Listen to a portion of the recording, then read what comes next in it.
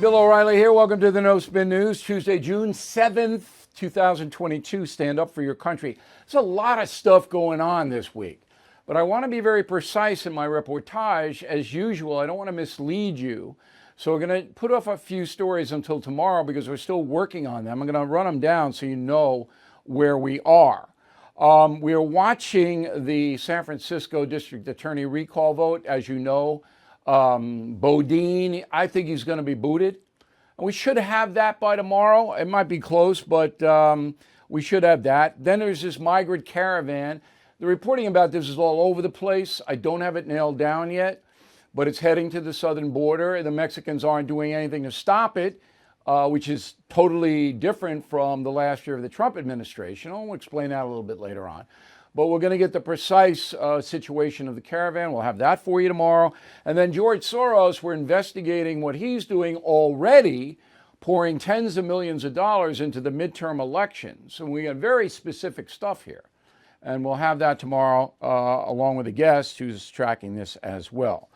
But the talking points memo this evening is about the continuing campaign against violence in America, a very, very serious subject. So there is a gun control campaign emerging. It's not yet in the consciousness of Americans, but it is there. And it centers around a 15-year-old girl named Hattie Pendleton, who marched in President Obama's second inaugural parade. She was a very popular girl in Chicago. She was shot and killed on a playground there, an innocent victim of gang violence. Now, Hadid's childhood friends decided to commemorate her death by wearing orange, the colors hunters wear to protect themselves while on the hunt. So the movement is orange-based. When you hear about orange, you know this is a gun control situation. Now, I don't think most people know that or the genesis of it, but it's emerging, and it's emerging most prominently in the sporting community, professional sports. So Golden State Warriors coach Steve Kerr was in the finals. He wore an orange, there it is, end gun violence t-shirt at a pregame news conference, pushing what he calls proven laws that are waiting to be passed. Proven laws that are waiting to be passed. What might they be, Mr. Kerr? He doesn't know. And if he knows, he's not telling. So why would you have a press conference wearing an orange shirt with end gun violence if you don't know what these proven laws that are waiting to be passed are? That sounds like Joe Biden. Somebody got to tell Mr. Kerr. And lastly, Kerr wrapped it up because the biggest thing I think is to vote. All right, voting is good. But vote for whom? What do you want, Coach Kerr? He doesn't say. Let's go on to San Francisco Giants manager Gabe Kapler. And I saw Kapler, didn't talk to him.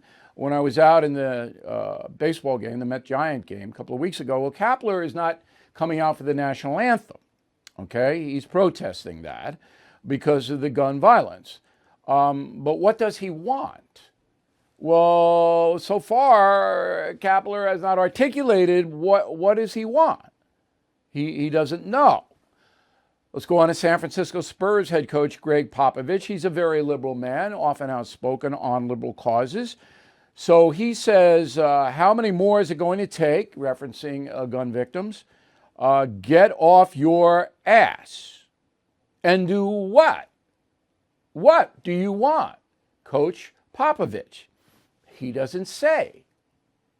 All right, finally, Kansas City Chiefs quarterback Patrick Mahomes, one of the biggest names in the NFL. He's at least honest. He says the violence has to stop, he tweeted to his 2 million followers. But he says, quote, you want to make sure that we're holding people accountable and that we do whatever the steps are. I don't know the steps, unquote. Well, at least he's honest. He doesn't know. And neither do any of these other people. So in my mind, it's good to protest. Even if I disagree with your protest, I honor it in this country. But you've got to know what you want and what is realistic and what is constitutional and what works. They don't. And it's frustrating for me. Neither do the politicians. And they're the worst. They're much worse than these sporting guys. These guys are jocks. Okay? Yeah, they could educate themselves. They could watch the No Spin News or listen to it every night. And then they'd be a lot smarter if they did. But the politicians, I mean, let's go to New York where I am right now. So the governor, Hochul, Kathy Hochul, she passed a law that says if you are 18, you can't buy a high-powered rifle. Okay, a semi-automatic rifle, an AR. You can't buy it. You got to wait till 21. Okay, fine with me. Fine with me. Most 18-year-olds are dopey. I was. You probably were too. 21? All right. I don't mind that. But listen to this stat. 90% of suspects arrested on gun charges in New York State in 2020 were released on bail. 90% on gun charges. And Hochul's fine with it. Fine with it. That's insane. Here's Mayor Adams. Go. People no longer believes that you can't do a shooting in the city. You do a profile on all of these individuals here. You're going to see prior gun possession, prior shootings just coming out. No one takes criminal justice seriously anymore. These bad guys no longer take them seriously. They believe our criminal justice system is a laughing stock of our entire country. And it is. And Hochul's a phony, and Hochul's incompetent. This is the present governor who's got a primary in a couple of weeks. All right? Oh, we'll stop those 18-year-olds, but we're going to let all the gun criminals out on bail. Sometimes 2-3 hours on no bail, I should say. Does that make any sense to anybody on the planet? These politicians are craven. Word of the day. C-R-A-V-E-N. Craven. Oh, geez, infuriates me. Thousands of people being killed. There are two main reasons why. Drug gangs, primarily African Americans, and loons who go into schools and churches and mow people down. And the drug gangs are responsible for far more murders than the loons. But both groups have to be dealt with in an effective way, and the only way to do it is to federalize all gun crimes. That's it. You hear that in Congress? You hear that from Kathy Hochul? No. They don't want to solve it. They don't. And they're incompetent and they're dishonest. All right, let's get to Biden. Schedule today, 2:45. One thing, he signed into law 9 bipartisan bills that help vets. Good.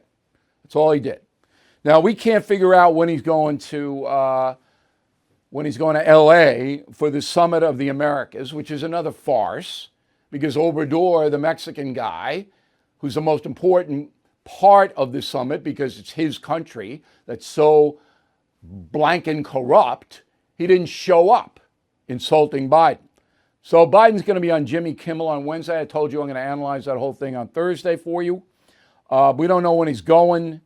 I guess he's going to land in Los Angeles on Wednesday in mid-afternoon, but he's supposed to do some kind of ceremony. I don't know. He'll be out there. But why isn't he there now? He should be there now. It's Tuesday. Why aren't you there? This is important. Okay. Biden going to sign a declaration on migration, means nothing. Total BS. Total ridiculous. All right. We have Kellyanne Conway on deck. She's warming up in a bullpen. She just threw a slider that was really nasty. She'll be here in a moment, but I want to run down one more thing before we get to her. The January 6th committee is going to have a primetime hearing on Thursday evening. There are 7 Democrats and 2 hate Trump Republicans on this committee. The hate Trump Republicans are, of course, Liz Cheney and Adam Kinzinger. All right? That's it. That's all. Everybody knows this is a politicized committee. Everybody knows it's only in business to try to prevent Donald Trump from running for president again. That's what it's there for. Okay, now I said yesterday, you got hard evidence that Mr. Trump contrived or condoned that riot at the Capitol building. I want to hear it. But I don't want to hear your BS. I don't want to. So I'm going to tune in for 5 minutes up top. If I don't get a headline or something new, I'm gone. I'm going to reruns of Dancing with the Stars or something. I'll watch anything. Now, Fox News is not taking it. Now, they're smart because the Fox viewer doesn't want to see this. And so they'll get the highest ratings because the other 5, all 3 networks, PBS, so that would be 6, and MSNBC and CNN will take it. And hopefully, they're hoping that Trump will be bloodied. And Fox Business will take it, but not Fox News Channel. So, interesting decision. If I were doing a factor now, I would anchor the factor and I would do 2 updates, maybe 3, depending on information flow. But I wouldn't blow out the hour because I think it's going to be propaganda. I hope I'm wrong. I mean, I'm hoping that we learn something because I'm not a partisan person. I don't want to protect people, including Donald Trump, who did something wrong. If he did something wrong, I want to know about it. But right now, after all this time, they got nothing. I've seen nothing. And I know this story as well as anybody knows it. All right, one more thing. Proud Boys, a far-right group, 5 of them are indicted now by the federal authorities for seditious conspiracy and 8 other charges. So they're in huge trouble. All 5 defendants being held right now. I don't know the bail situation, but they haven't made it. There's a hearing on June 9th. These guys should get bail. I think they should get, it's probably going to be high, but they should get it. Inflation now at its highest level in 40 years. Interest rates skyrocketing. A recession may loom. Our retirement accounts are in real danger. If you want to protect your future, do what I did. Call the only precious metal dealer I trust, American Hartford Gold. They can show you how to protect your savings and retirement accounts by diversifying your portfolio with physical gold and silver. All it takes to get started is a short phone call, and they will have physical gold and silver delivered right to your door or put inside your IRA or 401k. They are the highest rated firm in the country, A+ rating from the Better Business Bureau, and thousands of satisfied clients. Plus, tell them O'Reilly sent you, and they'll give you up to $2,500 of free silver on your first order. So don't wait, please call now, 877-444-GOLD, 877-444-GOLD, or text GOLD to 65532. Again, that's 877-444-GOLD, or text GOLD to 65532. All right, the aforementioned Kellyanne Conway is in Washington, D.C. She has a brand new book. You know about it. You've heard about it. Here's the deal, a memoir. Doing very, very well across the country. And she, of course, is a former senior, very important word, senior counselor to President Trump. Hey, nice to see you. I'm glad you're taking the time to talk with us. It's great to see you in the No Spin Zone. You know, nobody says that to me. It's great to see you. You're one of the few people on the planet who's ever said that to me. All right. Trump wants to run for president again. You know it, I know it. Yes. Big picture. Is that a wise thing for him and the country? Well, the country is suffering under his successor, Joe Biden. I mean, everywhere you look, they don't do anything well. Every poll, including if not especially, Bill, the media polls prove that. People are telling them inflation, gas prices, infant formula, immigration, border security, Ukraine, all of these issues, crime and drugs have gone to the top, and Biden is ignoring the will of the people. So I think Trump is like the rest of us. He sees all the problems that are happening in this country, and he would like to get in there and solve and fix them. Also, for President Trump, there's an awful lot of finished business that he intended to tackle in his second term. And so he would like that second term. Now, whoever runs, and Trump will have to decide first, but whoever runs needs to run on the America First agenda. That's a given. This is the issue set. These are the policy prescriptions. These are the promises delivered upon that help this country reach energy independence and unemployment rates and a booming economy, particularly pre-COVID. And frankly, we were doing better around the globe under President Trump with trade deals. Iran and China were more at bay. They weren't salivating. Iran wasn't salivating at Israel as a nuclear capable nation. Obviously, China and Kim Jong-un, Vladimir Putin was not in Ukraine, and the list goes on and on. So he would like to do it. Yeah, He's going to have to navigate how much hate there is out there and how much people are going to lie and cheat to try to keep him from being the president again, too. okay. But that's the problem. So the Trump administration was successful, in my opinion. And I think I'm as well versed on this as anybody. The 4 history shows that we did, we had everything put out there. But, and this is a big but, he's so polarizing that a guy like Governor DeSantis of Florida might more easily beat the Democrats, because I don't think Biden's going to run again, than a polarizing guy like Trump. Is that argument, does it have any validity? Well, a few things. First of all, Ron DeSantis has been an incredible governor of Florida. There's no question about it. He's raised $100 million. He's on track to have a monster reelection in the fall, which is great for him, for Florida, and for the country, because DeSantis won with less than 50% of the vote 40 years ago. So it shows, Bill, that if you push back on woke culture, if you push back on all these draconian Byzantine COVID restrictions, if you make your state a hospitable place for individuals and businesses, good things happen, including to you at the ballot box.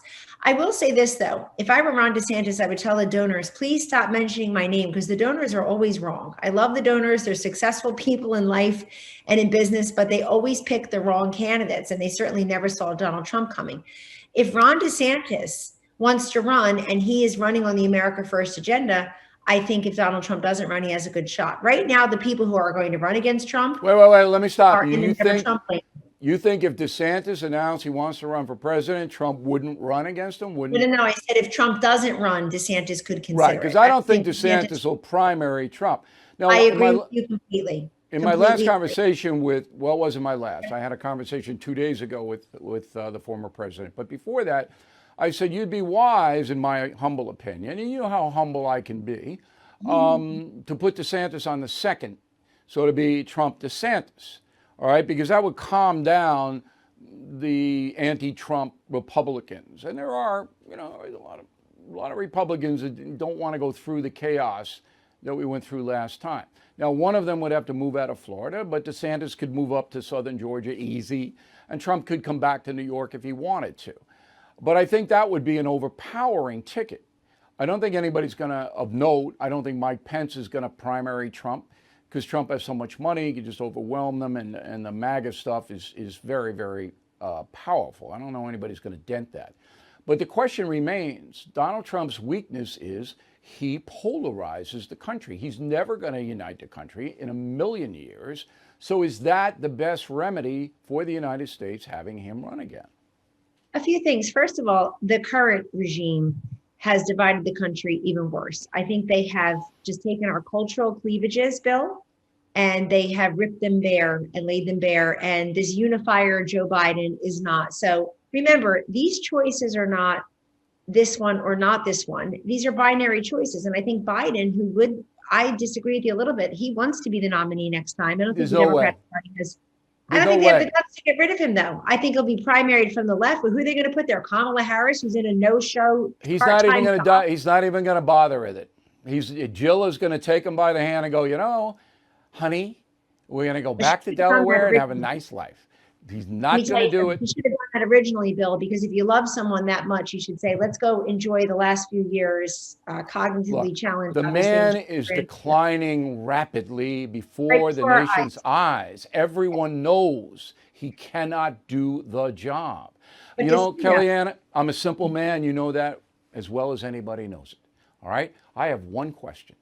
Name one thing that President Biden has improved in this nation in 17 months in office? Just Absolutely one. nothing. Not Right. one thing. I wish I could Even tell his you. biggest supporters, some of whom live on my block, can't name one. Now let's get to your book.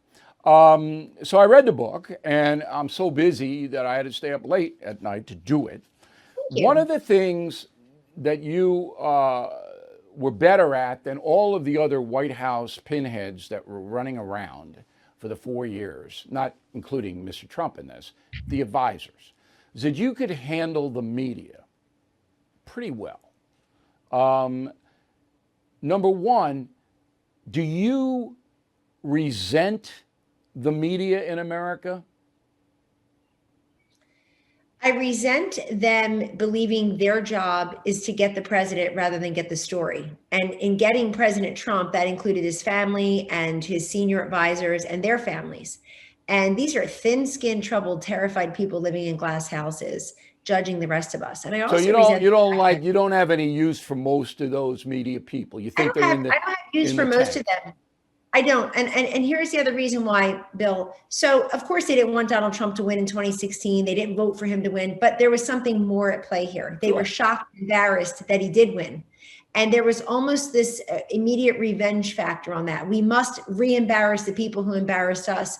And I think there's a little naivete by me and my boss and others at the very beginning, like, hey, we have joint custody of the country with, we're going to share joint custody of the nation with the media for the next 48 years.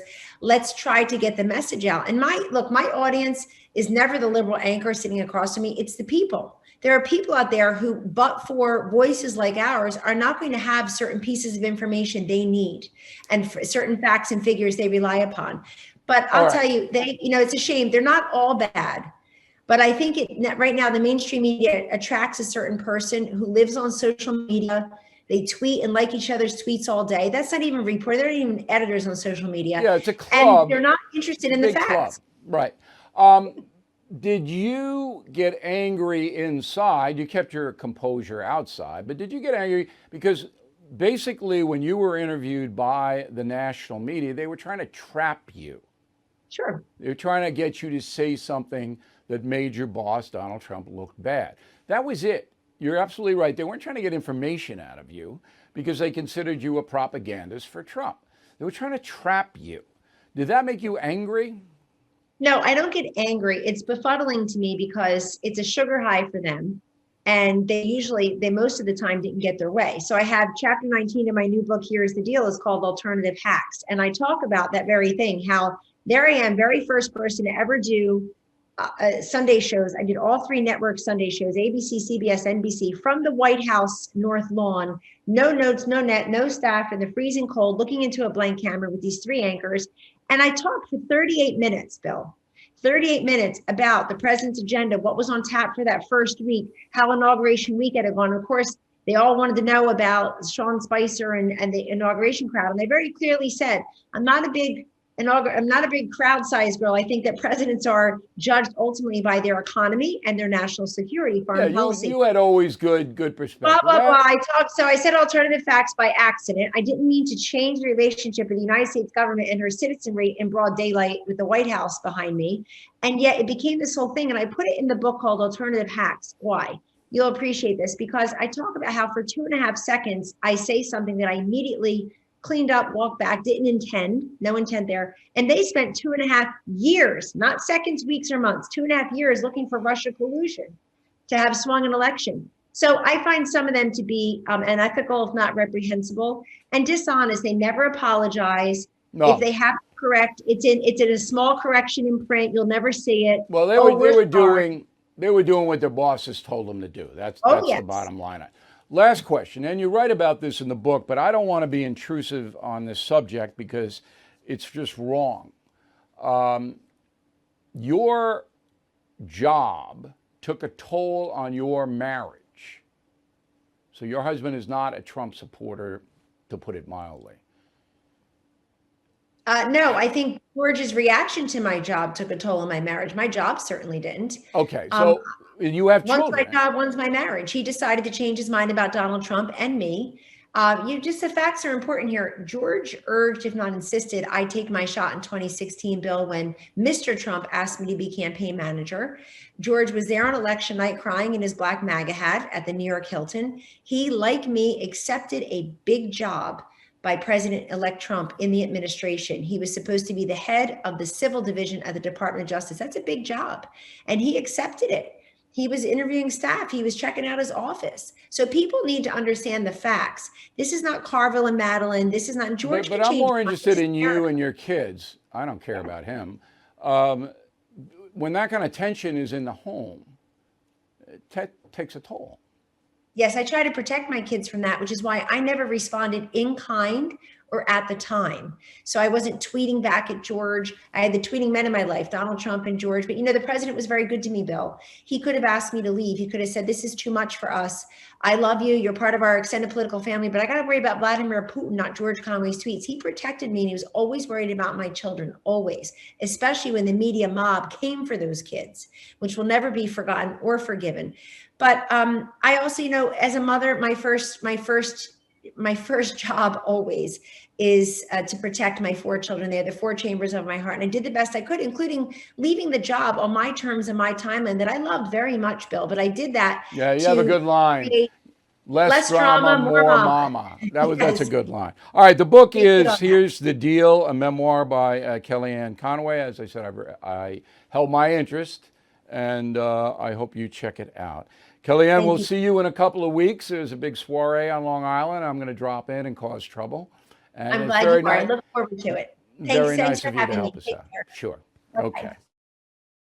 If you own a home or property, here are 2 reasons you never want to become the victim of home title fraud. Reason 1, when a cyber criminal worms his way onto your home's title, he'll take out loan after loan using your home's equity. Then he'll vanish, leaving you to prove you didn't commit the fraud. Reason 2, you could be a victim of home title fraud and not know it for months. No agency notifies you or asks if you sold your home or added someone to the title. You'll find out when the collection calls start coming for loans you never took out. Nobody knows about how to help stop this crime more than Home Title Lock, America's trusted leader. I urge you to go to HometitleLock.com, read the testimonials from retired FBI agents and others, then register your home address to see if you are already a victim. And when you protect your home, tell them Bill sent you for 30 free days of protection. So please go to HometitleLock.com, HometitleLock.com. All right, here is the final thought of the day. As you know, we have partners in covering the news. All right, and our foreign news coverage is generated by a website called DailyChatter.com. DailyChatter. And if you subscribe, you get something in your email every day. It's very worthy. Stories you've never heard, and they're accurately reported. I know the guys who run it. So anyway, the Daily Chatter liked Killing the Killers, and they told all their subscribers, and I'm going to put it up on the screen, that's what they said. The book includes many dramatic and important moments in America's long-running war against Islamic extremists, including SEAL Team 6 killing of Osama bin Laden. Sadly, the war against terrorism is all too present on the global scene today, from the Middle East to Africa, as readers of Daily Chatter know all too well. And there have been hundreds of people killed in Africa by ISIS this week alone. Remember, we have troops on the ground in Africa, but public doesn't know it. It's all classified. You know who else is on the ground fighting ISIS and Boko Haram in Africa? The French Foreign Legion. All of this is detailed in Killing the Killers because we have classified information throughout the book. And I'm glad that Daily Chatter, which is a hard news outfit, they're not playing around. They know the information that we have in there is extremely worthy because you'll never hear about it. You'll never hear about it. I did this on the radio today. As some of you know, we're on the radio coast to coast, 300 affiliates. This broadcast, No Spin News, is taken by about 100 stations at night. James Earl Ray was arrested 46 years ago today for killing Dr. Martin Luther King Jr., which he did. But who helped him escape? We don't know.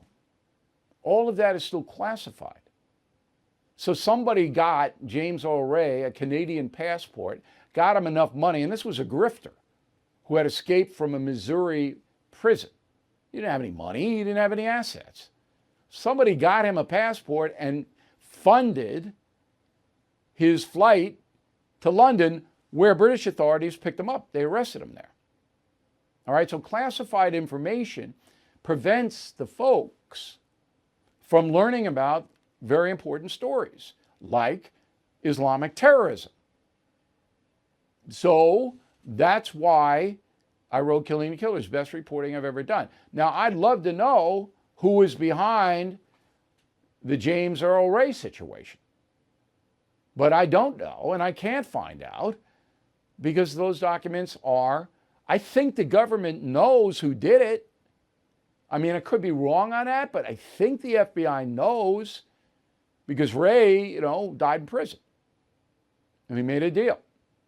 And he said it, he took back his confession, a bunch of bull. He did it.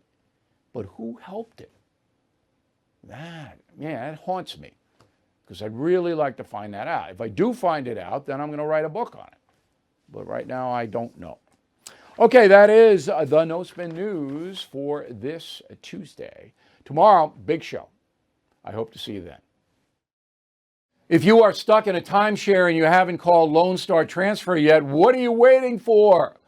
Lone Star Transfer has helped more than 16,000 happy customers. They are family-owned, have a 99% success rate. Their process is done legally, ethically, and quickly. I mean, does it get better than that? The team at Lone Star Transfer will keep you informed every step of the way until you are legally and permanently released from your timeshare. So don't pay another penny for a timeshare you don't use. Get peace of mind today with Lone Star Transfer. They guarantee the release of all liability to your timeshare in writing and in a specific time frame. Give Lone Star Transfer a call for a free no-obligation consultation. 855-551-7066, 855-551-7066, or online at LoneStarTransfer.com. Bill O'Reilly is back on TV and only on The First. No Spin News, every weeknight at 8 p.m. Eastern, only on The First.